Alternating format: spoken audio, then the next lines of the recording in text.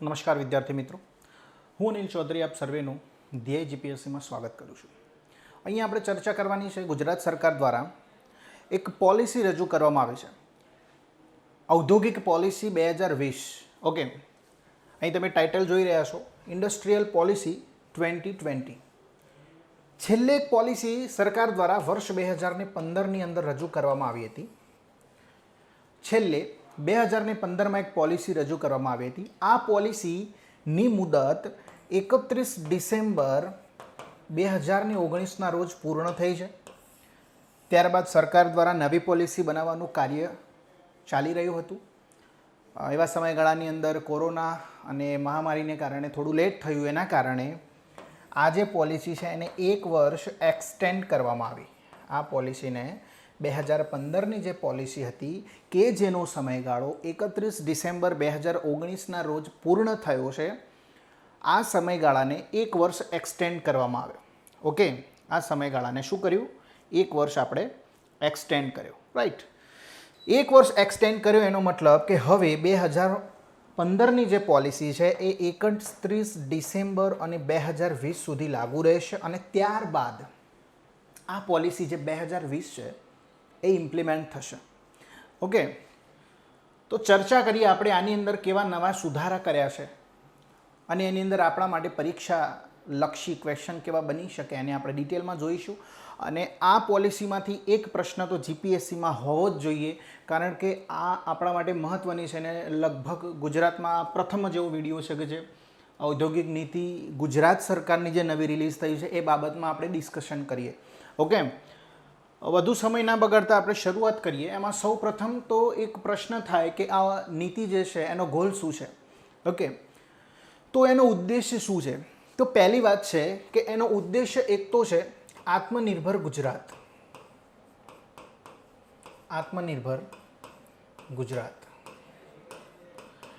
એટલે કે ભાઈ ગુજરાતની અંદર ઔદ્યોગિક ક્ષેત્રે આપણે કેવો વિકાસ સાધી શકીએ, કંપનીઓનું રોકાણ કેવું કરાવી શકીએ, એફડીઆઈમાં કેવી રીતે વધારો કરી શકીએ, જેથી ગુજરાત રાજ્ય આત્મનિર્ભર થઈ શકે. ઓકે, તો આત્મનિર્ભર ગુજરાત, અને આત્મનિર્ભર ગુજરાત સિવાય પણ તમે એક ઇન્ડેક્સ ભણો છો, ease of doing business. Ease of doing business. Okay, એટલે કે વ્યાપાર સુગમતા સૂચકાંક.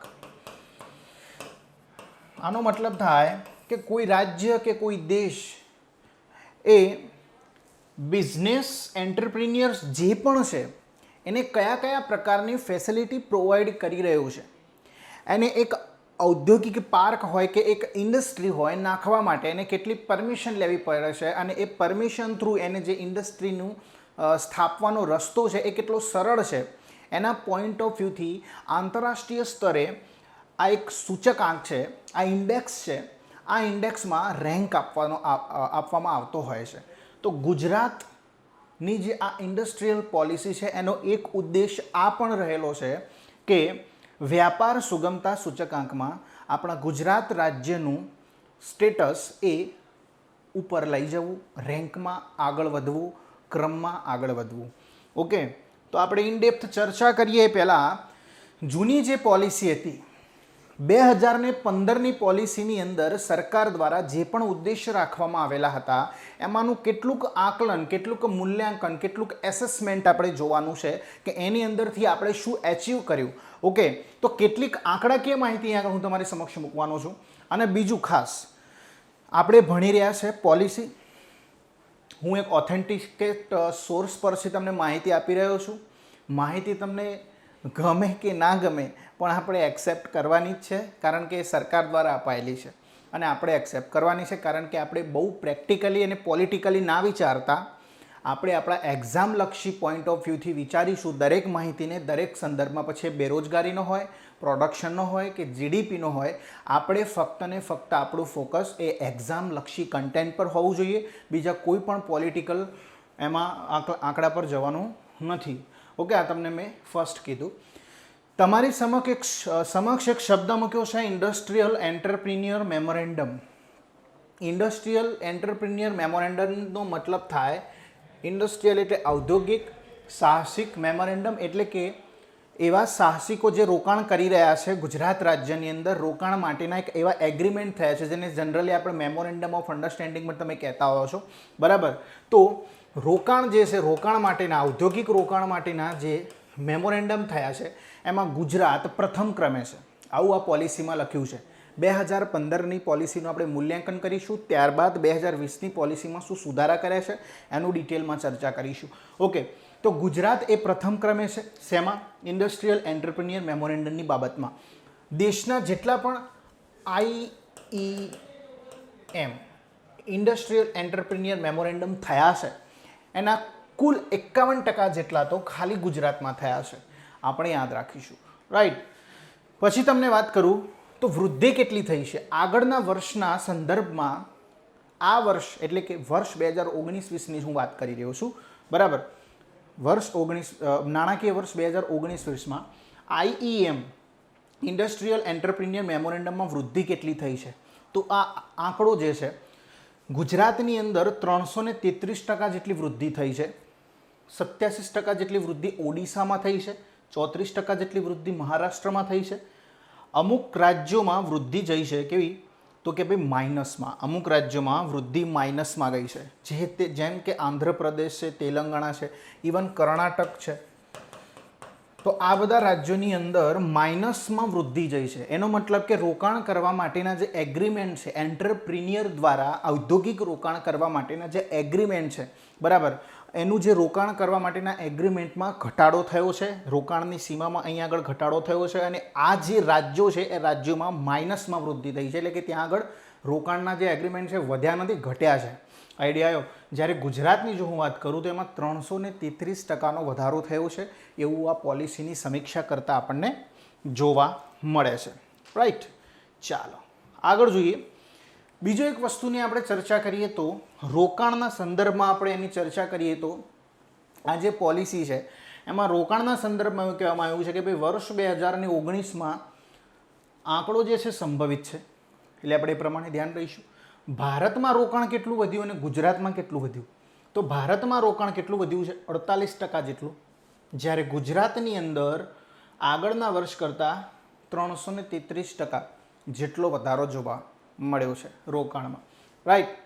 ઇન્વેસ્ટમેન્ટની જો વાત કરું તો ટોટલ ભારત જે રોકાણ થાય છે એના કુલ 51% જેટલું રોકાણ તો ખાલી ગુજરાતમાં થયું છે. ઓકે, 17% જેટલું મહારાષ્ટ્રમાં થયું છે, 12% જેટલું કર્ણાટકમાં થયું છે. તો રોકાણના સંદર્ભમાં એસેન્ડિંગ કે ડિસેન્ડિંગ તમને કોઈ પણ પ્રશ્ન પૂછાય તો સૌથી વધુ રોકાણ ગુજરાતમાં થયું છે 51%. આ કોણ કહે છે? તો આપણી ઇન્ડસ્ટ્રીયલ પોલિસીનું મૂલ્યાંકન કરતાં સરકાર દ્વારા જાહેર કરવામાં આવેલા આંકડા આવું કહે છે, રાઈટ. 17% મહારાષ્ટ્રમાં અને ત્રીજા ક્રમે કર્ણાટક 12% જેટલું રોકાણ થયું છે, જે આપણે યાદ રાખીશું. ઓકે, ત્યારબાદ આપણે વાત કરીએ, આગળ જોઈએ, ચર્ચા કરીએ તો ક્ષેત્ર પ્રમાણે મૂડીરોકાણ કયા ક્ષેત્રમાં વધારે થયું છે? તો સૌથી વધુ ક્ષેત્ર ગુજરાતમાં કયા ક્ષેત્રમાં સૌથી વધુ મૂડીરોકાણ જોવા મળ્યું છે? તો કેમિકલ ક્ષેત્ર લખીશું, બીજા નંબરે લખીશું ટેક્સટાઇલ એટલે કે કાપડ ઉદ્યોગ, ત્રીજામાં પ્લાસ્ટિક અને રબર, ચોથું છે સિરામિક અને 7% એટલે કે પાંચમું છે પણ તમારે અહીંયા સુધી યાદ નહીં રાખો તો પણ ચાલશે. 7%માં ઉર્જામાં 7%, ઓટોમોબાઈલ અને ઓટો પાર્ટ્સ, ધાતુ ઉદ્યોગ, કૃષિ સંબંધિત ઉદ્યોગો જે પણ છે એની અંદર 7% જેટલું ઇન્વેસ્ટમેન્ટ જોવા મળ્યું છે. પણ આપણે પ્રથમ 3 તો યાદ રાખવાના જ છે. ગુજરાતમાં સૌથી વધુ રોકાણ કયા ક્ષેત્રમાં જોવા મળ્યું? તો કેમિકલ ક્ષેત્રની અંદર, બીજા નંબરે કાપડ અને ત્રીજા નંબરે પ્લાસ્ટિક અને રબર. આ 3 એસેન્ડિંગ કે ડિસેન્ડિંગ કોઈ બી ઓર્ડરની અંદર જીપીએસસી પ્રશ્ન પૂછે છે તો આપણે યાદ રાખવાનું છે, બરાબર, ખાસ. ઓકે, નેક્સ્ટ જોઈએ એફડીઆઈની જો આપણે ચર્ચા કરીએ, foreign direct investment. Okay, foreign direct ઇન્વેસ્ટમેન્ટની જો આપણે વાત કરીએ તો 2019-20માં ગત વર્ષ કરતાં 240% જેટલી વૃદ્ધિ થઈ છે.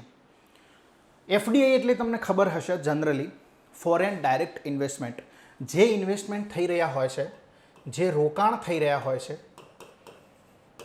ઓકે મિત્રો, એકચ્યુઅલીની અંદર એફડીઆઈ કોને કહેવાય એની જો ઇકોનોમીની અંદર ભારતના સંદર્ભમાં હું તમને એક વ્યાખ્યા આપું તો એક સમિતિનું તમારે નામ યાદ રાખવાનું છે, અનંત માયારામ સમિતિ. આ સમિતિ દ્વારા રોકાણ જે ભારતમાં થઈ રહ્યું છે, વિદેશી રોકાણ, એને બે ભાગમાં વિભાજિત કરવામાં આવ્યું હતું.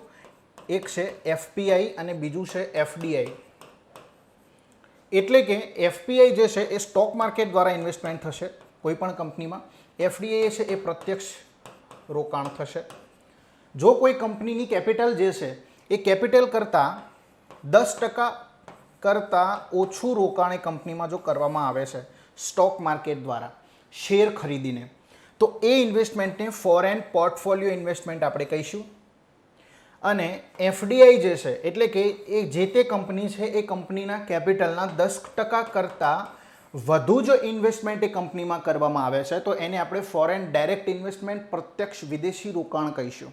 રાઈટ, આટલો કન્સેપ્ટ તમારે ક્લિયર રાખવાનો છે. પછી આપણે કરંટના આંકડા પર આવીએ તો એફડીઆઈમાં વૃદ્ધિ જોવા મળી છે 2019-20માં. ગત વર્ષ કરતાં ગુજરાતમાં 240% જેટલો એફડીઆઈમાં વધારો જોવા મળ્યો છે. જીપીએસસી જસ્ટ તમને એક પ્રશ્ન પૂછી નાખે કે ફોરેન ડાયરેક્ટ ઇન્વેસ્ટમેન્ટના સંદર્ભમાં નિમ્નલિખિત વિધાન ચકાસો. એમાં પહેલું જ લખ્યું હોય કે એફડીઆઈ એટલે કે પ્રત્યક્ષ વિદેશી રોકાણ એટલે કોઈ પણ કંપનીના મૂડી જે છે એના 10% વધુ રોકાણ કરવું. ઓકે. બીજું કરંટના સંદર્ભમાં અહીં આગળ મૂકી નાખે કે ભાઈ 2019-20માં ગત વર્ષ કરતાં 240% જેટલો વધારો જોવા મળ્યો છે, વૃદ્ધિ જોવા મળી છે. બરાબર, બંને વિધાન સાચા, પહેલું સાચું, માત્ર બીજું સાચું, તો તમારે બંને સાચા. ખબર પડી? એફડીઆઈનો મતલબ આપણે જોઈ લીધું કે જે પણ કંપનીની મૂડી છે, બરાબર, એ મૂડીના 10%થી વધુનું રોકાણ જો એ કંપનીમાં થયું છે તો એને આપણે એફડીઆઈ કહીશું. 10%થી ઓછું સ્ટોક માર્કેટ દ્વારા ઇન્વેસ્ટમેન્ટ થયું છે તો આપણે એને ફોરેન પોર્ટફોલિયો ઇન્વેસ્ટમેન્ટ તરીકે સંબોધીએ છીએ. આનો ઇન ડેપ્થ લેક્ચર આપણે જોઈ લેજો તમે. ઓકે, મૂકેલો છે એપ્લિકેશનની અંદર. રાઈટ, જોઈએ બેરોજગારી દર. ઓકે, બેરોજગારી દર, અનએમ્પ્લોયમેન્ટ રેટ. અનએમ્પ્લોયમેન્ટ રેટ એટલે શું? અનએમ્પ્લોયમેન્ટ રેટનું જનરલી એક સૂત્ર મેં તમને કીધેલું છે, યાદ રાખજો. અનએમ્પ્લોયમેન્ટ રેટ કેવી રીતે ગણતરી થતી હોય છે? ગુજરાતમાં સૌથી ઓછો અનએમ્પ્લોયમેન્ટ રેટ છે એવું કોણ કહે છે? તો કે ભાઈ ગુજરાત સરકાર કહે છે, હું નથી કહેતો. એ આંકડાને માનવાનો છે આપણે, બરાબર, કારણ કે પરીક્ષાલક્ષી ભણવાનું છે. મેં તમને વિડીયોના સ્ટાર્ટિંગમાં જ કહી દીધું, બરાબર. બેરોજગારી દર માટે જનરલી એક ફોર્મ્યુલા હોય છે કે ભાઈ શ્રમ શક્તિ અને ઉપર અંશમાં તમારે લખવાનું હોય છે કે જેટલા લોકો બેરોજગાર છે તે, બરાબર, ગુણ્યા 100. શ્રમ શક્તિ જે છે, આ શ્રમ શક્તિમાં બે વસ્તુનો સમાવેશ થઈ જાય. શ્રમ શક્તિમાં એવા લોકો કે જે નોકરી કરી રહ્યા છે અને શ્રમ શક્તિમાં એવા લોકો કે જે નોકરીની શોધમાં છે. આ બંનેનો સરવાળો કરશો એટલે તમને શ્રમ શક્તિ મળે, બરાબર. અને આમાંથી બેરોજગાર લોકો દર 1000 કેટલા છે એનું આપણે જો તમે કેલ્ક્યુલેશન કાઢો તો તમને બેરોજગારી દર મળે. આ પ્રકારનું સૂત્ર જનરલી યુઝ થતું હોય છે. ઓકે, તો આપણે ચર્ચા કરી બેરોજગારી દરની. ઓકે, ચાલો હવે ચર્ચા કરીએ નેક્સ્ટ. તો કે ભાઈ સમગ્ર ભારતમાં બેરોજગારી દર પૂછાય, ઓકે, તો એ છે 8%. આ સોર્સ કયો છે? તો કે ભાઈ નેશનલ સ્ટેટિસ્ટિકલ ઓફિસ. ઓકે, અત્યારે હાલ બે સંસ્થાઓનું કોમ્બિનેશન કરી દેવામાં આવ્યું છે, તમને ખબર હશે. સેન્ટ્રલ સ્ટેટિસ્ટિકલ ઓફિસ અને નેશનલ સેમ્પલ સર્વે ઓર્ગેનાઇઝેશન, જે બે અલગ સંસ્થાઓ હતી જે આંકડા મંત્રાલય અંતર્ગત કાર્યરત હતી. આ બંને સંસ્થાઓનું કોમ્બિનેશન કરી અને એક સંસ્થા જેનું નામ છે નેશનલ સ્ટેટિસ્ટિકલ ઓફિસ બનાવવામાં આવ્યું છે. અને આ નેશનલ સ્ટેટિસ્ટિકલ ઓફિસ જે છે અત્યારે હાલ આંકડાકીય મંત્રાલય અંતર્ગત કાર્યરત છે અને એના દ્વારા આ આંકડા બહાર પડાયેલા છે. તો ગુજરાતમાં બેરોજગારી દર એ પોલિસીમાં એવું લખેલું છે કે સમગ્ર દેશમાં સૌથી ઓછો બેરોજગારી દર ધરાવતું રાજ્ય ગુજરાત રાજ્ય છે. આવું પોલિસીમાં લખેલું છે, બરાબર. માનવું ના માનવું આપણા મનની વાત છે, પણ આપણે યાદ રાખવાનું છે. રાઈટ, ઓકે, ચાલો. ભારતમાં બેરોજગારી દર પૂછાય સમગ્ર ભારતમાં તો 8% લખીશું. ત્યારબાદ ગુજરાતમાં 3.4%, એસેન્ડિંગ ડિસેન્ડિંગ ઓર્ડરમાં પૂછાય. પછી કર્ણાટક છે, મહારાષ્ટ્ર છે. કર્ણાટકમાં 5.3%, મહારાષ્ટ્રમાં 6.6%. પછી આપણે જોઈએ તમિલનાડુમાં 7.2% છે, આંધ્રપ્રદેશમાં 7.8%, હરિયાણામાં 9%, કેરાલામાં 11%, તેલંગાણામાં 11.5%. તો આ બેરોજગારી દર છે, અનએમ્પ્લોયમેન્ટ રેટ. Okay, right. બેરોજગારીનો મતલબ શું થાય? બેરોજગારીનો મતલબ થાય કે ભાઈ કોઈ વ્યક્તિ જે છે એ વ્યક્તિને કામ કરવાની ઈચ્છા છે, એ વ્યક્તિ એ કામ કરવા માટે સક્ષમ છે, બરાબર, છતાં પણ એ વ્યક્તિને કામ નથી મળી રહ્યું, તો એ વ્યક્તિ એ અર્થતંત્રમાં બેરોજગાર છે એવું આપણે કહી શકીએ, બરાબર. આ ડૉક્ટર પિંગુ દ્વારા આપવામાં આવેલી એક વ્યાખ્યા છે, જે એક મહાન અર્થશાસ્ત્રી થઈ ગયા છે. Okay, right.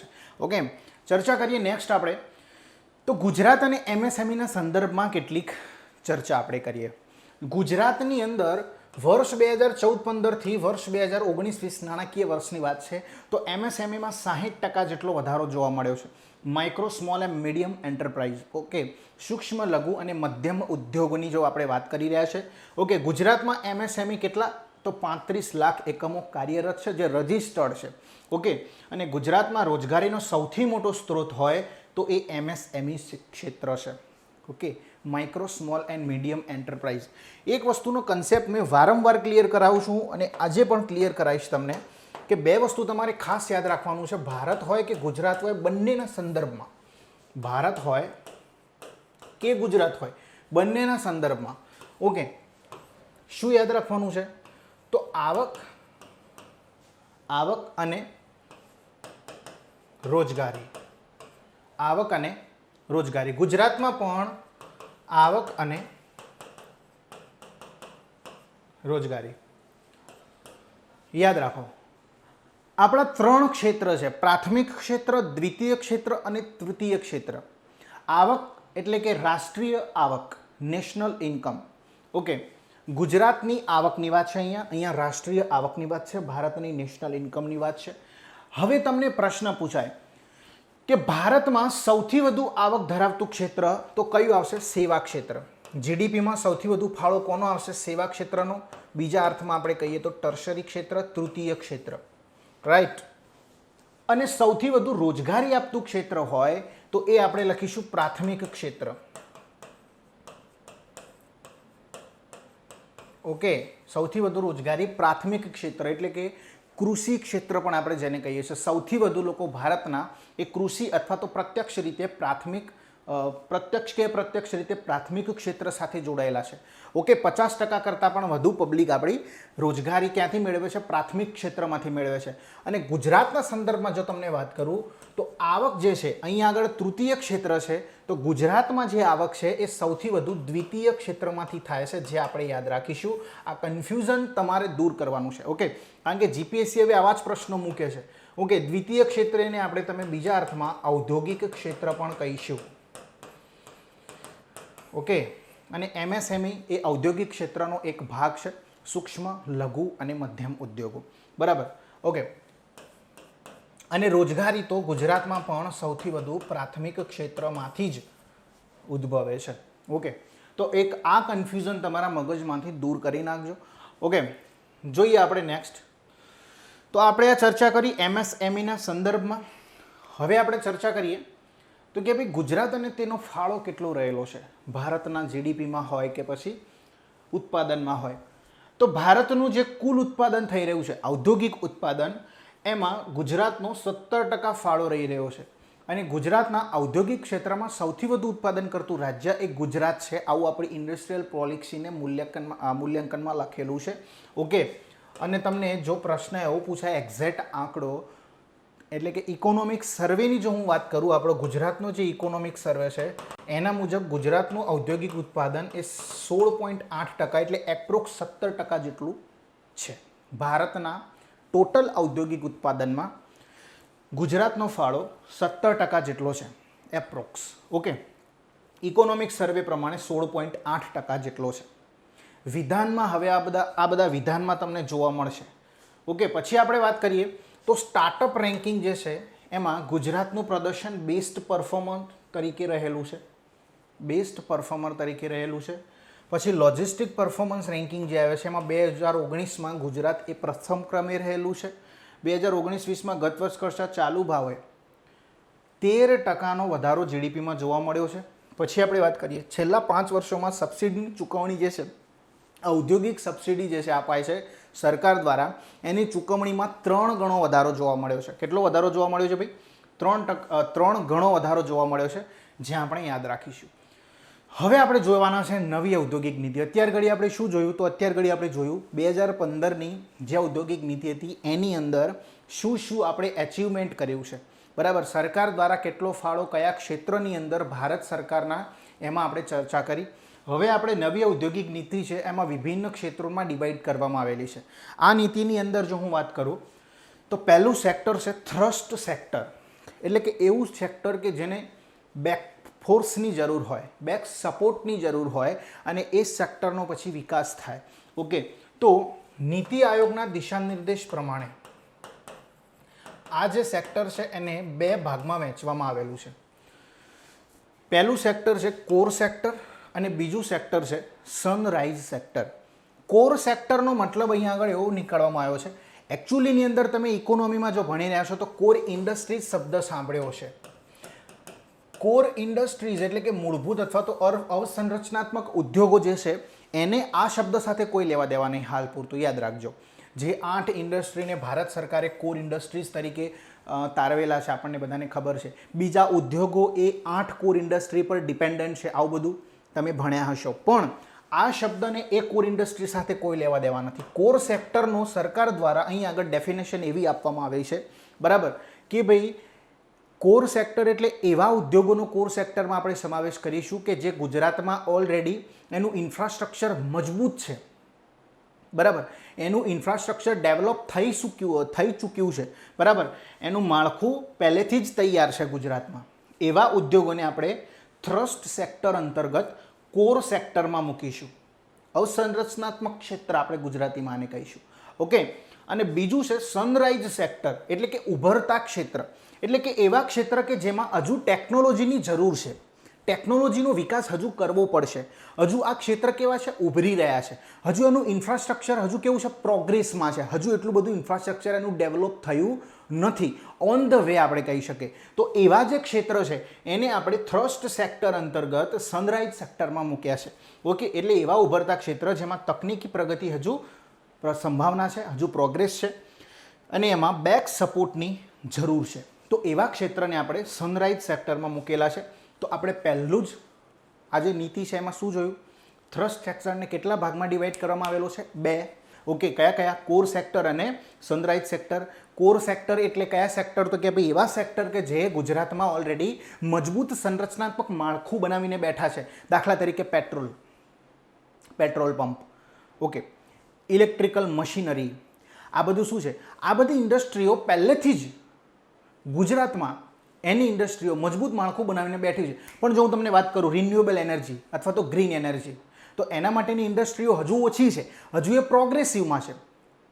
ઇલેક્ટ્રિક વ્હીકલ માટેની જો આપણે વાત કરીએ તો હજુ પ્રોગ્રેસિવમાં છે. તો ઇલેક્ટ્રિક વ્હીકલ માટેના જે સેક્ટર છે એટલે કે જે ઇન્ડસ્ટ્રીઓ છે એને આપણે સનરાઈઝ સેક્ટરમાં નાખીશું, જ્યારે પેટ્રોલ બાબતની જે છે, બરાબર, ઇલેક્ટ્રિકલ મશીનરી બાબતની જે છે એ બધીની કોર સેક્ટરમાં નાખીશું.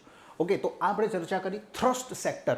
ઓકે, હવે આપણે ચર્ચા કરી જ લઈએ કે કોર સેક્ટરમાં કઈ ઇન્ડસ્ટ્રીનો સમાવેશ કરવામાં આવેલો છે. તો જોઈએ ઇલેક્ટ્રિકલ મશીનરી એન્ડ ઇક્વિપમેન્ટ છે, industrial machinery, auto and auto component.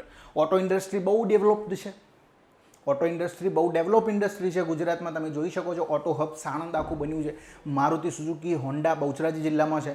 તો એનું ઇન્ફ્રાસ્ટ્રક્ચર ગુજરાતમાં મજબૂત છે. પણ આ જ ઓટોની જો હું વાત કરું અને એ જો વાત કરું ઇલેક્ટ્રિકલ વ્હીકલની, તો એ હજુ કેવું છે?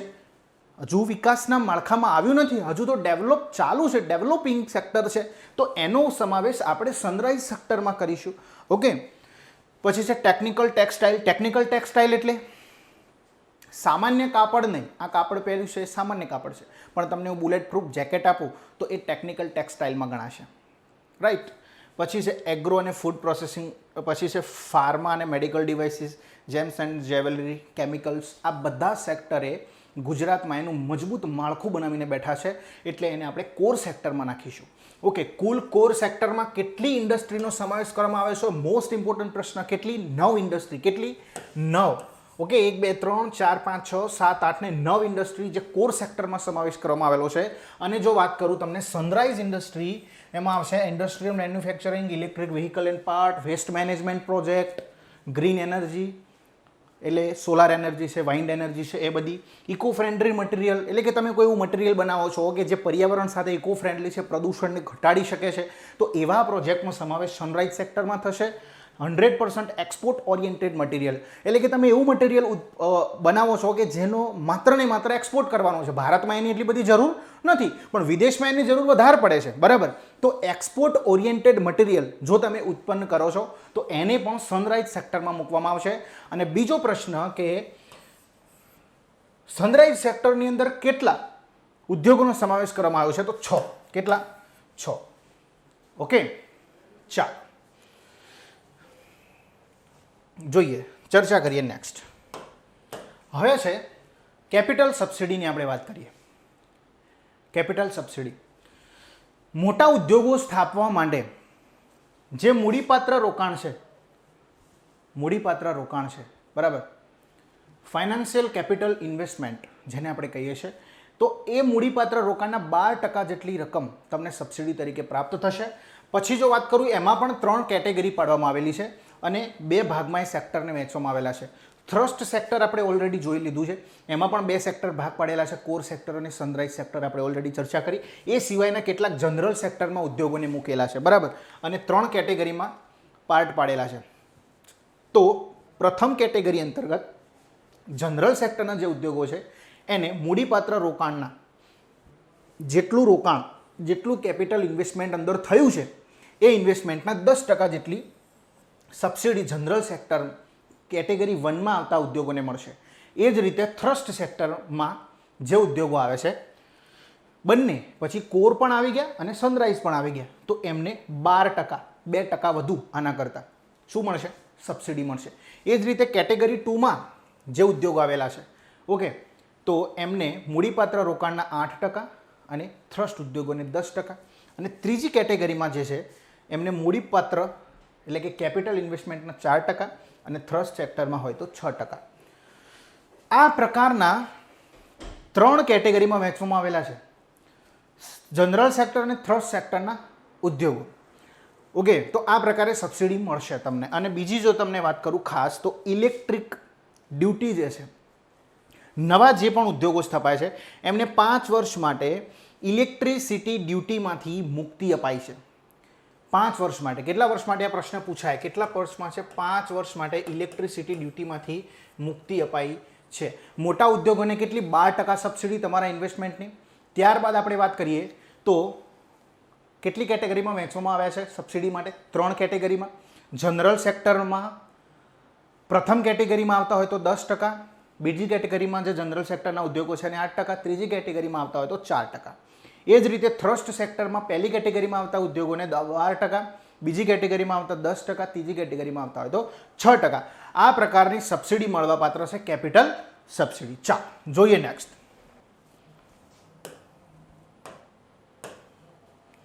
ચાલો હવે કેપિટલ સબસિડીની આપણે ચર્ચા કરવાની છે. તો એની અંદર કોઈ કંપની લોન લે છે, ધિરાણ લે છે, તો એને જે ધિરાણની રકમ લીધી છે એ રકમના 25% સુધીની એને સબસિડી મળી શકે છે. પણ મેક્સિમમ રકમ 35 લાખ. પછી તમે કરોડોની લોન લીધી હોય ને પછી તમને 25% કરોડોમાં જતા હોય ન કામ પડે. તમને મેક્સિમમ ધિરાણના 25% સુધીની સબસિડી મળી શકે છે. મેક્સિમમ 35 લાખ સુધીની કેપિટલ સબસિડી મળી શકે છે. પણ જો તમે જે લોનની રકમ છે એ 10 કરોડથી વધુ હશે, તમે જો ધિરાણ તમારી કંપનીને નાખવા માટે 10 કરોડથી વધુની જો તમે લઈ રહ્યા છો લોન, તો તમને પ્રોત્સાહન સ્વરૂપે 10 લાખ રૂપિયા વધારાની કેપિટલ સબસિડી મળશે. 35 લાખ તો ખરી જ અને 10 લાખ વધારાની સબસિડી મળશે. ઓકે, પછી આપણે વાત કરીએ વ્યાજ, ઇન્ટરેસ્ટ સબસિડી. તો એની અંદર 7 વર્ષના સમયગાળા સુધી દર વર્ષે ટર્મ લોન જે તમે લીધી હોય એના 7% વ્યાજ દર, એટલે કે માની લો કે તમારો 12% વ્યાજ દર છે તો એમાંથી 7% સરકાર ભરશે અને મહત્તમ 35 લાખ રૂપિયા સુધી સરકાર ભરશે. તમને મહત્તમ 35 લાખ રૂપિયા સુધીનું વ્યાજ સબસિડી મળશે, વ્યાજ સબસિડી મળશે. ઓકે, 7 વર્ષ સુધી. ઓકે, પણ જો ઉત્પાદન એકમનો કોફાઉન્ડર, ઉત્પાદન એકમનો કોફાઉન્ડર અથવા તો ફાઉન્ડર એટલે કે એનો માલિક અથવા તો જોઈન્ટ કોઈ માલિક હોય, એ કોઈ મહિલા હશે, કોઈ SC અથવા તો ST કેટેગરીના કોઈ વ્યક્તિ હશે, SC સમુદાયના કોઈ વ્યક્તિ હશે, અથવા તો વિકલાંગ સાહસિક હશે, બરાબર, કોઈ હેન્ડીકેપ એન્ટરપ્રિન્યોર હોય તો એમને 1%, 7% તો ખરા જ, અહીં આગળ 7 વર્ષ સુધી 7% વ્યાજ તો સરકાર ભરશે જ, 35 લાખની સીમા સુધી. પણ જો આટલા કેટેગરીમાંથી કોઈ વ્યક્તિ છે, SC ST સમુદાયનો કોઈ વ્યક્તિ હોય, મહિલા વ્યક્તિ હોય અથવા તો વિકલાંગ કોઈ વ્યક્તિ હોય, એના દ્વારા જો કંપની સ્થાપવામાં આવે છે તો ટોટલ કેપિટલના 7% તો ખરા જ, પણ 1% વધુ એમને 8%, કેટલી 8% એમનું વ્યાજ સરકાર ભરશે 7 વર્ષ સુધી. કેટલા વર્ષ સુધી? 7 વર્ષ સુધી. એમને જે ટર્મ લોન લીધી છે એની ઉપર. રાઈટ, તો તમારો કન્સેપ્ટ અહીં આગળ ક્લિયર થયો છે એવી હું આશા રાખું છું. બીજું છે સેવા ક્ષેત્ર માટેની સબસિડી. સરકારે કીધું છે કે ભાઈ સેવા ક્ષેત્રમાં 70% સુધીની સબસિડી મળશે. તમે જો ઔદ્યોગિક નીતિની અંતર્ગત જો તમે સેવા ક્ષેત્રની અંદર જો તમે ઇન્સ્ટોલ કરો છો, તમારો કોઈ પ્લાન્ટ છે તો સેવા ક્ષેત્રથી સંબંધિત છે તો તમે 70% જેટલી સબસિડી તમને મળવાપાત્ર થશે, પણ depend on rules and regulation of the government. Okay, યાદ રાખજો ખાસ. ડાયરેક્ટ તો કંઈ 70% આપણને આપી દેતા નહીં. કઈ કઈ સેવાઓને ઇન્ક્લુડ કરવામાં આવેલી છે, બરાબર, કઈ કઈ સેવાઓને આ નીતિ અંતર્ગત ઇન્ક્લુડ કરવામાં આવેલી છે તો યાદ રાખીશું. કઈ કઈ છે? નાણાકીય સેવા છે, ફાઇનાન્શિયલ સર્વિસીસ, આરોગ્યલક્ષી સેવાઓ છે, દ્રશ્ય શ્રાવ્ય ઓડિયો વિઝ્યુઅલ સેવાઓ છે, એન્જિનિયરિંગ સર્વિસીસ છે, બાંધકામ સંબંધિત સેવાઓ છે, પર્યાવરણીય સેવાઓ છે, અને મોટા ઉદ્યોગો આધારિત સેવા ક્ષેત્રમાં કાર્યરત એકમો. એટલે કે કોઈ મોટો પ્લાન્ટ છે અને એ પ્લાન્ટની અંદર કહેવાય ને કે જબરજસ્ત ઓટોમેશનની અથવા તો કોઈ કોમ્પ્યુટરાઇઝ એવી સિસ્ટમની જરૂર પડે છે, એના માટે એ પ્લાન્ટે આખું એક અલગ એનો એકમ ઊભો કર્યો છે કે જે એ પ્લાન્ટનું કહેવાય ને કે ઓટોમેશન ચલાવી રહ્યો છે, ઓટોમેટિક એનું બધું ચલાવી રહ્યો છે કોમ્પ્યુટર થ્રુ, બરાબર. તો એ જે પ્લાન્ટ ઊભો થયો છે એ પ્લાન્ટ કેવો કહેવાય? એ ઉદ્યોગ આધારિત એકમ કહેવાય. તો એમાં પણ 70% સુધીની સબસિડી મળવા પાત્ર છે. Right, okay. હવે ચર્ચા કરીએ આપણે નેક્સ્ટ. તો વિદેશી ટેકનોલોજી માટે સબસિડી સરકાર આ પ્રથમવાર રાજ્યમાં ઇન્ટ્રોડ્યુસ થઈ છે. પ્રથમવાર ઇન્ટ્રોડ્યુસ થઈ છે. કઈ? તો વિદેશી ટેકનોલોજી માટેની સબસિડી. ઓકે, તો રાજ્યમાં પ્રથમવાર આ સબસિડી અપાય છે. જો તમારો કોઈ એકમ, તમારો યુનિટ, તમારો ઔદ્યોગિક એકમ એ કોઈ વિદેશી ટેકનોલોજીને એક્વાયર કરે છે, સંપાદિત કરે છે, તો એના કુલ ખર્ચ જે થાય છે એના 65%, 50 લાખ સુધીની સીમા, 65% ગમે તેટલા થતા હોય પણ 50 લાખથી વધુ ના થવા જોઈએ. તો 50 લાખ સુધીની સીમા જે છે ત્યાં સુધી તમને સબસિડી મળવા પાત્ર છે. તમે ક્યાંય વિદેશી ટેકનોલોજી તો સંપાદિત કરી રહ્યા છો, એક્વાયર કરી રહ્યા છો તમારા ઔદ્યોગિક એકમમાં તો. ઓકે, પછી આપણે વાત કરીએ કે માર્કેટ ડેવલપમેન્ટ માટે પણ સરકાર સબસિડી આપી રહી છે, બજારના વિકાસ માટે. કેવી રીતે? તો ભારતમાં જે એક્ઝિબિશન્સ યોજાય છે એમાં તમે જે તમારી ટેકનોલોજી બતાવો છો એમાં સ્ટોલનું તમને કેટલો ભરવા પડતા હોય છે પૈસા, તો સરકાર તમને ટેકો કરશે કે ભાઈ ભારતમાં યોજાયેલા જે પ્રદર્શન છે એમાં તમે તમારો સ્ટોલ નાખો છો તો જેટલું પણ ભાડું તમે ભણો છો એના 75% સુધી તમને મળશે. સરકાર સબસિડી આપશે, બરાબર. ભાડું ₹1,00,000 હોય તો 75,000 સરકાર આપશે, પણ 2 લાખ સુધીની મર્યાદા સુધી. પછી માની લો કે ₹10,00,000 સ્ટોલનું ભાડું છે તો 75% એટલે ₹7.5 લાખ થયા, તો સરકાર તો 2 લાખ જ આપશે. આઈડિયા આવ્યો? ખબર પડી? પછી એ જ રીતે જો ભારતની અંદર યોજાયા હોય તો 75%, પણ ભારતની બહાર જો કોઈ એક્ઝિબિશન યોજાયું હોય, માની લો કે અમેરિકામાં કોઈ એક્ઝિબિશન યોજાયું છે અને તમારી કંપની ત્યાં આગળ સ્ટોલ નાખે છે અને ભારતની ટેકનોલોજીને પ્રદર્શિત કરે છે કે ભાઈ અમે આવી એવી ટેકનોલોજી છે, અમારી જોડે આવા મશીન્સ છે, તો એ સ્ટોલનું જે ભાડું છે એના 60% સુધી ભારત સરકાર તમને આપશે, પણ 5 લાખની સીમા સુધી. ઓકે, લિમિટ કેટલી છે ત્યાં આગળ? 5 લાખની. ઓકે, યાદ રાખીશું આપણે ખાસ.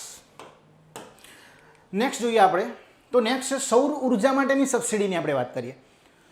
સૌર ઉર્જામાં એકચ્યુઅલીમાં કેવું હોય છે? સૌર ઉર્જામાં એકચ્યુઅલીમાં એવું કંઈક હોય છે કે તમારું ઘર છે ને, આ તમારું ઘર છે, બરાબર. તમારા આ ઘર ઉપર સોલાર પેનલ લગાવેલી છે. તમારા ઘર ઉપર આ સોલાર પેનલ લગાવેલી છે અને સોલાર પેનલ અહીંયા જે મૂકેલી છે, બરાબર. આ સોલાર પેનલ આપણે આને રૂફટોપ પ્લાન્ટ કહીશું. કેવો પ્લાન્ટ કહીશું? રૂફટોપ સોલાર પ્લાન્ટ કહીશું, કારણ કે તમારા રૂફ પર લગાવેલું છે. આ જ રીતે જો આ જ પેનલને જમીન પર લગાવવામાં આવે તો આપણે એને land mounted solar power plant કહીશું. ઓકે, આ સોલાર પાવર પ્લાન્ટ જે છે અહીંયાથી કેટલીક એનર્જી જે ઉત્પન્ન થાય છે, જેટલા યુનિટ ઉત્પન્ન થાય છે એના કેલ્ક્યુલેશન માટે એક મીટર અહીંયા મૂકવામાં આવેલું હશે, ડિજિટલ મીટર.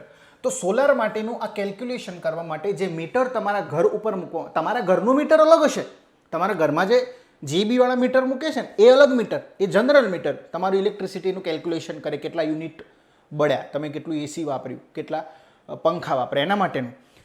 પણ આ જે સોલાર પાવર પ્લાન્ટ નાખ્યો છે ત્યાં આગળ તમને એક અહીંયા આગળ નેટ મીટર જોવા મળશે. એ મીટરને કયું મીટર કહેવાય? Net metre. ઓકે, અને આ નેટ મીટર એ તમારા દ્વારા ઉત્પન્ન થયેલા જે યુનિટ છે એનું કેલ્ક્યુલેશન કરશે. માની લો કે તમારા ઘરમાંથી 100 યુનિટ જેટલું પ્રોડક્શન થયું આખા દિવસનું, પણ તમારા ઘરમાં એસી ચાલે છે, પંખા ચાલે છે, ફ્રીજ ચાલે છે, 80 યુનિટ તો તમે જાતે જ બાળી નાખ્યા. તો 20 યુનિટ જે છે એ તમે ક્યાં આવશો? તો 20 યુનિટ આજે સરકારની જે લાઈનો જઈ રહી છે, હેવી લાઈનો, એમાં તમે ઇમ્પોર્ટ કરશો. તો આ 20 યુનિટ તમે કોને આપ્યા? સરકારને આપ્યા. તો આ વધારાના જે યુનિટ તમે સરકારને આપો છો, આ 20 યુનિટના પૈસા સરકાર તમને આપશે. આઈડિયા આવ્યો? અથવા તો તમને બીજા મહિને તમારા જે બિલ આવે છે એમાં વળી આપવામાં આવશે, અથવા તો તમને પૈસા સરકાર આપશે. તો આ 20 યુનિટ તમે જે વધારાના વધ્યા, જે પ્રોડક્ટ્સ કર્યા તમારા રૂફટોપ દ્વારા જે પ્રોડ્યુસ થયા છે, એને સરકાર પહેલાં એક યુનિટના 1.15 રૂપિયા લેખે આપતી હતી સરકાર. 1.75 કે 15 છે, બરાબર. પણ હવે વધારીને કેટલા થયા છે? તો 2.25 રૂપિયા. કેટલા થયા છે? 2.25 રૂપિયા. તમને 2.25 રૂપિયા પર યુનિટ હવે સરકાર આપશે. પછી આ નેટ મીટર જે છે એમાં સરકાર પહેલાં 15 મિનિટનું જ રીડિંગ લેતી હતી, એટલે કે 15 મિનિટમાં તમારું કેટલા યુનિટ પ્રોડ્યુસ થાય છે એ પ્રમાણે આખા દિવસની ગણતરી કરતી. પણ હવે સરકાર એ આખો સમય બદલી નાખ્યો છે. ઓકે, તો આ પ્રકારે કંઈક સોલર રૂફટોપ માટેની પ્લાનિંગ થતું હોય છે, જેનું આપણે યાદ રાખીશું. જો અહીંયા આગળ 1.75 છે, યાદ રાખજો. સૌર ઉર્જા યુનિટની ગણતરી પહેલાં 15 મિનિટથી વધારે થતી હતી. 15 મિનિટમાં કેટલા યુનિટ ઉત્પન્ન થયા એ પ્રમાણે સરકાર ગણતરી કરતી અને કેલ્ક્યુલેશન કરતી. પણ હવે સવારે 7 થી સાંજે 6 સુધી તમે કેટલા યુનિટ ઉત્પન્ન કર્યા એની ગણતરી થશે. તમારા નેટ મીટરની અંદર એ ગણતરી જોવામાં આવશે. ઓકે, તમે જો વધારાની જો સૌર ઉર્જા અથવા તો વધારાના યુનિટ તમે જે પ્રોડ્યુસ કરો છો તમારા રૂફટોપ પરથી, તો એને પહેલાં 1.75 રૂપિયા એક યુનિટના આપવામાં આવતા. એ જ રીતે તમને હવે 2.25 રૂપિયા સરકાર આપશે. યાદ રાખજો ખાસ, કેટલા રૂપિયા? 2.25 રૂપિયા પર યુનિટ સરકાર આપશે. ઓકે, આના માટે સરકાર તમારા સાથે શું કરે છે? પીપીએ કરે છે. શું કરે છે? પીપીએ, પાવર પરચેઝ એગ્રીમેન્ટ જેને કહેવાય. શું કહેવાય? Power purchase agreement. ઓકે, સ્થાપિત ઉદ્યોગો એટલે કે કોઈ ઉદ્યોગની સ્થાપના થાય છે અને એ ઉદ્યોગની અંદર જે ઇલેક્ટ્રિસિટી વાપરવાની છે એને, એ ઇલેક્ટ્રિસિટી જો એ સૌર ઉર્જાના ઉપયોગ માટે વાપરે છે અને સૌર ઉર્જા માટે કેટલીક લોન લે છે, માની લો કે એના પાવર પ્લાન્ટ એ લગાવે છે, સોલાર પાવર પ્લાન્ટ એના એકમ પર લગાવે છે, એના પાવર પ્લાન્ટ એના ઔદ્યોગિક એકમ પર લગાવે છે, તો એ 1 લાખ રૂપિયાની સબસિડી લે છે. તો એને કંઈક 1 લાખ રૂપિયાની લોન લે છે પાવર પ્લાન્ટ લગાવવા, તો એ લોન પર એને કંઈક સબસિડી સરકાર આપશે. કેટલી આપશે એની હજી જાહેરાત નથી કરી, બરાબર, પણ આપશે. ઓકે, આમાં 2 ફેક્ટ મહત્વના છે આપણા માટે. એક તો આ ખાસ, પહેલાં સરકાર 1.75 રૂપિયે વધારાની વીજળી ખરીદતી, હવે તમને 2.25 રૂપિયા પ્રતિ યુનિટ આપશે જો તમે વધારાની વીજળી ઉત્પન્ન કરો છો તો. રાઈટ. પછી છે એમએસએમઈ સેક્ટરની આપણે ચર્ચા કરવાની છે. એમએસએમઈ સેક્ટરની જો આપણે ચર્ચા કરીએ તો એમએસએમઈની વ્યાખ્યા ભારત સરકારે કરેલ વ્યાખ્યા મુજબ રહેશે. હમણાં તાજેતરમાં સરકારે micro small and medium enterprise જે છે એની વ્યાખ્યા બદલી છે, ડેફિનેશન બદલી છે. શું બદલી છે?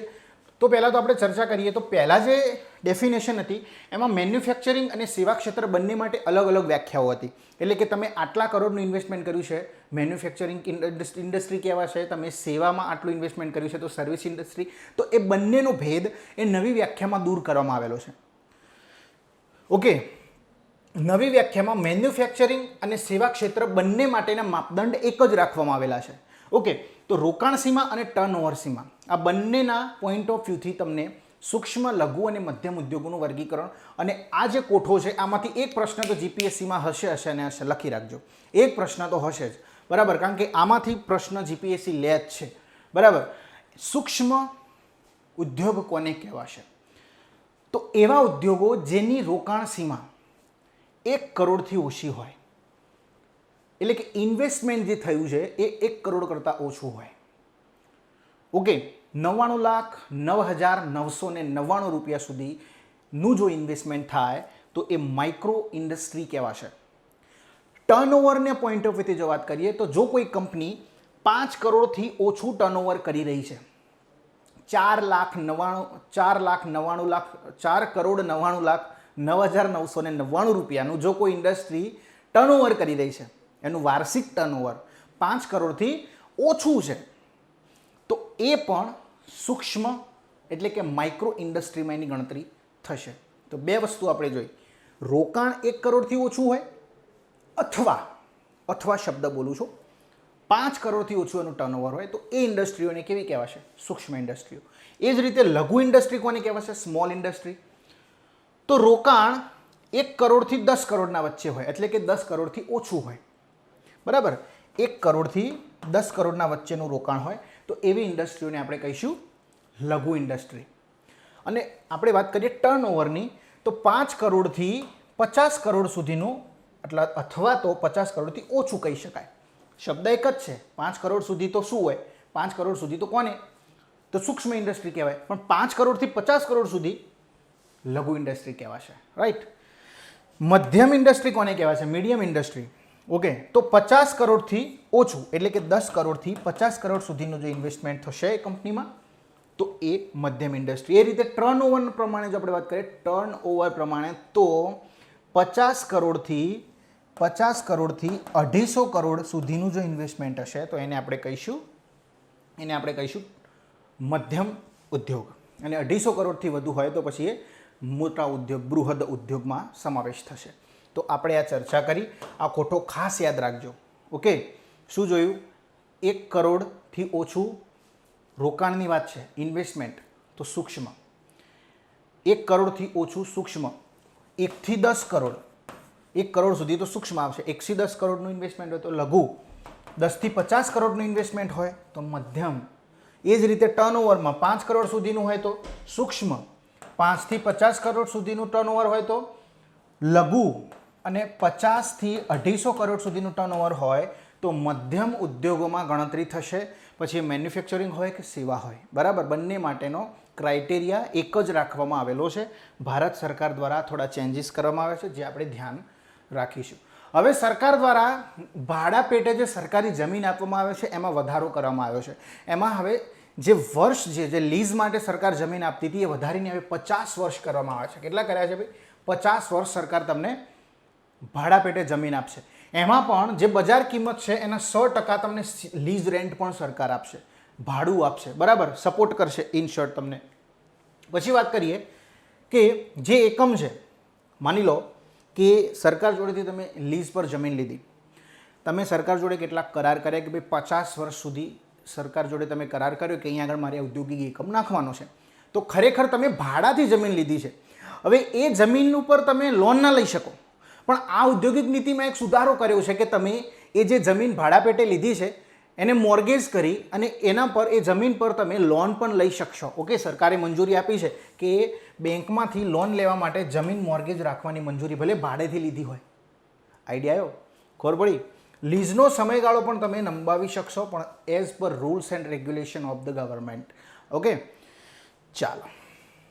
તો ભાડા માટે જમીન 50 વર્ષ કર્યા છે સરકાર. કેટલું? 6% લીઝ રેન્ટ આપશે. પછી વાત કરીએ તો જમીન મોર્ગેજ પર, એટલે કે એ જમીન જે ભાડાને લીધી છે એના પર તમે લોન પણ લઈ શકશો. ઓકે, અને એમાં સમયગાળાનો વધારો પણ કરી શકાશે. કેવી રીતે? નિયમો પ્રમાણે. ઓકે, પછી છે સ્ટાર્ટઅપ સહાય. સરકાર શું આપે છે? તો દેશના જેટલા કુલ સ્ટાર્ટઅપ છે, નવા ઉદ્યોગો, ઇનિશિયલ સ્ટેજ, મતલબ કે કંઈક નવું તમે શોધો છો માર્કેટમાં અને તમે એનું ઇન્વેસ્ટમેન્ટ કરો છો અને એનું પ્રોડક્શન કરો છો ભારતમાં, તો એ સ્ટાર્ટઅપમાં આપણે ગણતરી કરીએ છીએ. કંઈક નવું છે તમારી જોડે જે પ્રોડક્ટ છે, તો એવા ટોટલ સ્ટાર્ટઅપ ભારતમાં જે થયા છે એના 43% જેટલા સ્ટાર્ટઅપ એ અમદાવાદની અંદર શરૂ થયા છે, બરાબર. પછી આપણે વાત કરીએ સૌથી વધુ છે અમદાવાદમાં સ્ટાર્ટઅપ સૌથી વધુ છે. સીડ સપોર્ટની જે રકમ, સીડ સપોર્ટ એટલે મતલબ કે ઔદ્યોગિક ઇન્ડસ્ટ્રી, મતલબ કે સ્ટાર્ટઅપ શરૂ કરવા માટે કેટલુંક ઇનિશિયલ પેમેન્ટની જરૂર પડે, બરાબર. કાં તો તમે વેન્ચર કેપિટલમાંથી લઈ શકો છો. વેન્ચર કેપિટલ મેં સમજાયેલું છે એપ્લિકેશનમાં સારું એવું. વેન્ચર કેપિટલમાંથી ઇન્વેસ્ટમેન્ટ લઈ શકો છો, અથવા પછી ગવર્મેન્ટ પણ સપોર્ટ કરતી હોય છે. ગવર્મેન્ટ પણ કેટલોક સપોર્ટ કરતી હોય છે. તો આ જે સીડ સપોર્ટ રકમ છે એ પહેલાં 20 લાખ રૂપિયાનું સરકાર સપોર્ટ કરતી, જે વધારીને હવે 30 લાખ રૂપિયા કરી છે. ઇનિશિયલ સ્ટેજ ઉપર જ્યારે તમારે સ્ટાર્ટઅપ કરવું છે, ઔદ્યોગિક ઇન્ડસ્ટ્રી નાખવી છે તમારી પ્રોડક્ટને લઈ, તો સરકાર તમને 20 લાખ રૂપિયા પહેલાં આપતી હતી, એ હવે 30 લાખ કર્યા છે. એ જ રીતે સસ્ટેનન્સ એલાઉન્સ એટલે કે તમારી ઇન્ડસ્ટ્રીને સસ્ટેન રહેવા માટે, કન્ટિન્યુ રાખવા માટે કેટલાક કન્ટિન્યુઅસલી ખર્ચા કરવા પડતા હોય છે, બરાબર. એ બધા જ ખર્ચાને પહોંચી વળવા માટે કેટલાક સપોર્ટ સરકાર પણ આપે છે, બરાબર. 1 વર્ષ માટે તમને સરકાર પૈસા આપે છે મંથ વાઇઝ. પહેલાં 1 વર્ષ માટે સરકાર આપતી 10,000 રૂપિયા 1 મહિનાના. હવે સરકારે આ નીતિમાં વધારીને 20,000 કરી નાખ્યા છે. એટલે કે તમે સ્ટાર્ટઅપ નાખો છો તો તમને 1 વર્ષ સુધી સરકાર 10,000 રૂપિયા આપતી. તમે એનું બિલ ભરો કે કંઈ બી કરો, પણ હવે 20,000 રૂપિયા આપશે. ઓકે. અને જો એ કંપનીની co-founder અથવા તો માલિક એ કોઈ મહિલા છે તો એને 25,000 રૂપિયા 12 મહિના માટે મળશે. માસિક, મહિનાના 25,000, એવી રીતે 12 મહિના સુધી એને મળશે. સસ્ટેનન્સ એલાઉન્સની વાત છે. ઓકે. હવે તમે કોઈ એવું સ્ટાર્ટઅપ નાખો છો કે જે સમાજમાં નોંધપાત્ર તમારો પ્રભાવ ઊભો કરે છે, તમારી એક ઇમેજ બનાવે છે નોંધપાત્ર સમાજમાં, બરાબર, જેનાથી કોઈ સશક્તિકરણ થઈ શકે, મહિલા સશક્તિકરણ થઈ શકે. તો એવી જો કોઈ તમે સ્ટાર્ટઅપ નાખો છો તો એને વધારાની 10 લાખ રૂપિયા ગ્રાન્ટ પણ સરકાર આપશે. આ પ્રકારનું આ નીતિમાં જોગવાઈ કરવામાં આવેલી છે. 10 લાખ રૂપિયા ગ્રાન્ટની વાત છે, લોન નહીં, ગ્રાન્ટ. એટલે તમને પાછા આપવાની જરૂર નથી. અનુદાન આપણે જેને ગુજરાતીમાં કહીએ છીએ. ઓકે. હવે રાષ્ટ્રીય અને આંતરરાષ્ટ્રીય પ્રોગ્રામમાં નોંધણી માટે સ્ટાર્ટઅપ દીઠ 3 લાખ વધારાની જોગવાઈ સહાયની કરી છે. એનો મતલબ શું થાય કે આંતરરાષ્ટ્રીય પ્રોગ્રામ, માની લો કે કોઈ યુનેસ્કો છે અથવા તો વર્લ્ડ હેલ્થ ઓર્ગેનાઇઝેશન છે, કોઈ પણ એવી સંસ્થા છે જેના દ્વારા કોઈ પ્રોગ્રામ ચલાવવામાં આવી રહ્યો છે, બરાબર. માની લો કે વર્લ્ડ હેલ્થ ઓર્ગેનાઇઝેશન દ્વારા COVID-19ના સંદર્ભમાં કોઈ પ્રોગ્રામ ચલાવવામાં આવી રહ્યો છે અને એમાં તમારું સ્ટાર્ટઅપ એ મદદ કરી શકે તેમ છે, તો તમે એ પ્રોગ્રામમાં સહભાગી થાઓ છો અને તમને જે ખર્ચ પડે છે એમાં સરકાર તમને 3 લાખ રૂપિયાની વધારાની સહાય તમારા સ્ટાર્ટઅપને આપશે. ઓકે. તો આંતરરાષ્ટ્રીય પ્રોગ્રામ માટેની આપણે વાત કરી. ઓકે. તો સીડ સપોર્ટ એ 20 લાખથી વધારે 30 લાખ કર્યો છે. સસ્ટેનન્સ એલાઉન્સ એ 10,000 રૂપિયા પ્રતિ મહિના 12 મહિના માટે આપવામાં આવતું, એ વધારીને 20,000 રૂપિયા પ્રતિ મહિના 12 મહિના માટે કર્યું છે. પણ જો મહિલા હોય તો એ 25,000 રૂપિયા પ્રતિ માસ આપશે. ઓકે. સમાજમાં નોંધપાત્ર વધારો ઉપર 10 લાખની ગ્રાન્ટ આપશે. એ જ રીતે આંતરરાષ્ટ્રીય પ્રોગ્રામમાં તમે જો ભાગ લો છો, ઓકે, તો સ્ટાર્ટઅપ દીઠ 3 લાખ રૂપિયા સરકાર આપશે, જે આપણે યાદ રાખીશું. રાઈટ. ચાલો જોઈએ. હવે છે રિલોકેશન ઇન્સેન્ટિવ. આ શબ્દ શું છે સમજો. રિલોકેશન ઇન્સેન્ટિવ એનો મતલબ શું? માની લો કે કોઈ કંપની છે એ કોઈ રાજ્યમાંથી સ્થળાંતર કરે છે ભારતના. માની લો કે ત્યાં આગળ કોઈ એવો રોગ ફેલાયો છે, કોઈ એવી મહામારી આવી છે, બરાબર. તો કોઈ રાજ્યમાંથી ગુજરાતમાં આવે છે. માની લો કે ઓડિશામાંથી ગુજરાતમાં કોઈ કંપની આવી, અથવા તો કોઈ દેશ છે, ચાઇના છે, ચાઇનાની અંદર અત્યારે હાલ અમેરિકાનું પ્રેશર જોરદાર છે, તો એ કંપનીઓ ત્યાંથી ક્યાં આવે છે? ગુજરાતમાં આવે છે. તો આવી કંપનીઓને સરકાર એક વિશેષ ઇન્સેન્ટિવ આપશે. વિશેષ ઇન્સેન્ટિવ આપશે. ઓકે. જેને આપણે રીલોકેશન ઇન્સેન્ટિવ કહીશું. કોઈ કંપની કોઈ બીજા રાજ્યમાંથી ગુજરાતમાં આવે છે, કોઈ બીજા દેશમાંથી ગુજરાતમાં આવે છે, તો એવી કંપનીઓને સરકાર વિશેષ ઇન્સેન્ટિવ આપશે, જેને આપણે રીલોકેશન ઇન્સેન્ટિવ કહીશું. આ પણ જોગવાઈ સરકારે કરી છે. કેટલું આપશે એની જોગવાઈ નથી કરી, એ અલગથી એકમ પ્રમાણે આપશે. પછી છે રિસર્ચ અને innovation. Okay. Research and development, production development એકમ જે હોય એને સ્થાપવા માટે જો ખાનગી કંપની એ રિસર્ચ અને ડેવલપમેન્ટના સંદર્ભમાં કોઈ પ્લાન્ટ નાખે છે તો એને 5 કરોડની સહાયતા સરકાર આપશે. અને કોઈ ટેકનિકલ કોલેજ, કોઈ ટેકનિકલ ઇન્સ્ટિટ્યૂટ હોય એને કોઈ સ્પોન્સર કરે છે, માની લો કે IIT છે ગાંધીનગર, અને ગાંધીનગર GIDCમાં કોઈ રિસર્ચ અને ડેવલપમેન્ટ માટેની કંપની છે, એ એને સ્પોન્સરશિપ આપે છે કે ભાઈ અમારું રિસર્ચ અને ડેવલપમેન્ટ તમારે કરવાનું છે. ઓકે. તો IIT ગાંધીનગર એ રિસર્ચ કરશે એ કંપનીના પ્રોડક્ટનું, એ કંપનીના ઇનોવેશનનું, બરાબર. તો એ જે ખર્ચ થઈ રહ્યો છે એને 50% ગવર્મેન્ટ આપશે. 50 લાખ રૂપિયા સુધીની સીમા સુધી. સીમા 50 લાખ રૂપિયા, વધુમાં વધુ કેટલી? 50 લાખ, બરાબર છે. અને આ ખર્ચમાં જમીન અને બિલ્ડિંગનો ખર્ચ ગણાશે નહીં. જમીન અને બિલ્ડિંગનો ખર્ચ ગણાશે નહીં. આમાં બે વસ્તુ આપણે જોઈ. કંપની પોતાનું રિસર્ચ અને ઇનોવેશનનું આખું સેન્ટર ખોલે, આખો એકમ ખોલે, તો પણ એને 50% લેખે એટલે કે 50 લાખની સીમા સુધી એને સરકાર સહાય કરશે. અથવા તો એ કોઈ ઇન્સ્ટિટ્યુશન, કોઈ રિસર્ચ અને ડેવલપમેન્ટ સંસ્થા છે, કોઈ એવી સંસ્થા છે ટેકનિકલ ઇન્સ્ટિટ્યૂટ, એને સ્પોન્સરશિપ આપી દે છે કે અમારું રિસર્ચ અને ઇનોવેશન તમારે કરવાનું છે, તો પણ એનો જે ખર્ચ થયો છે એના 50% સુધી સરકાર સહાય આપશે. અને 50 લાખની સીમા સુધી. ઓકે, એ આપણે યાદ રાખીશું. પછી આપણે જોઈએ ઔદ્યોગિક અવસંરચના, ઇન્ડસ્ટ્રીયલ ઇન્ફ્રાસ્ટ્રક્ચરની વાત છે.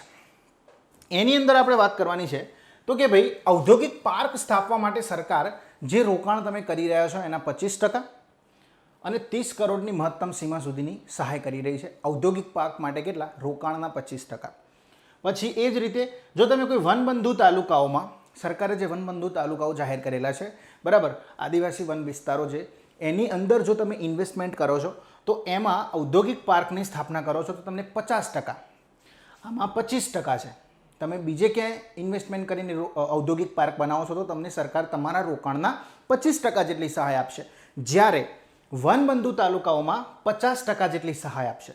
ઓકે, આ પાર્કની અંદર જે બેઝિક ઇન્ફ્રાસ્ટ્રક્ચર તમારે શરૂ કહેવાય ને કે બનાવવું પડતું હોય છે, રોડ, રસ્તા, બરાબર, પાણીની સુવિધા, ફાયર સ્ટેશન, તો આ જે બેઝિક ઇન્ફ્રાસ્ટ્રક્ચર તમે ડેવલપ કરી રહ્યા છો તમારા ઔદ્યોગિક પાર્કની અંદર, તો એમાં જે ખર્ચો થયો છે એ ખર્ચાના 80% સુધી ગવર્મેન્ટ આપશે, પણ 25 કરોડની સીમા સુધી, 25 કરોડથી વધારે નહીં, 25 કરોડ સુધી સરકાર આપશે તમારે રોકાણના પ્રોજેક્ટ ખર્ચના 80%. ઓકે, પછી તમે જે લેબરને રહેવા માટે હાઉસિંગ બનાવો છો, બરાબર, તો એ હાઉસિંગનો જે ખર્ચ થાય છે એના 80% 25 કરોડની સીમા સુધી સરકાર તમને આપશે, જેનું આપણે યાદ રાખવાનું છે.